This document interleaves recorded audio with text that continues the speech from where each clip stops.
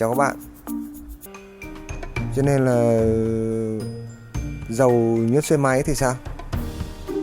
Nhớt xe máy là nó để ở trong, đổ vào trong cái lồng xe máy ấy, trong cái máy của xe máy ấy. Nó nhanh nó vuông như vậy. Trong xe máy nó cũng có các cái bô xi lanh với lại các cái sắt thép ở trong xe máy, nó cũng đẩy qua đẩy lại, gọi là hoạt động nhanh còn hơn cả mấy khâu quay rầm rầm. Thì người ta bôi nhớt xe máy chứ bôi cái gì. Bạn vừa mới tra dầu, vừa mới tra nhớt xong mà nó lại bị kẹt luôn.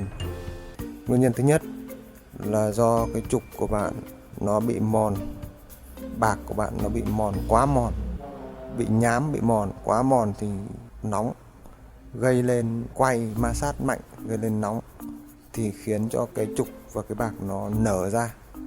Nóng nở ra, lạnh co lại, trục nở ra và bạc cũng sẽ nở ra. Bạc nở ra sẽ nở ra hai chiều, nở vào chiều bên trong và nở ra chiều bên ngoài. Hai cái nở ra, trục nở ra, bạc nở ra, hai cái đẩy vào nhau, xít, tự nhiên cái trục nó bị bó bạc. Các bạn bảo là do bôi lung tung vào cho nên nó bị bó bạc. Không có chuyện đó, bôi cái gì vào nó cũng trơn hết. Cái việc thứ hai mà cái trục của các bạn bị bó, không quay, kẹt cứng lại, đó chính là cái gì? Cái cuộn dây của các bạn có vấn đề, bị chập.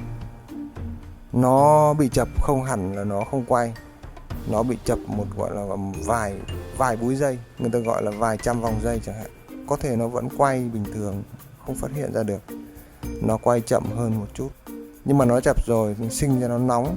Nó sinh ra nóng thì dẫn đến là cái trục nó nhanh nở,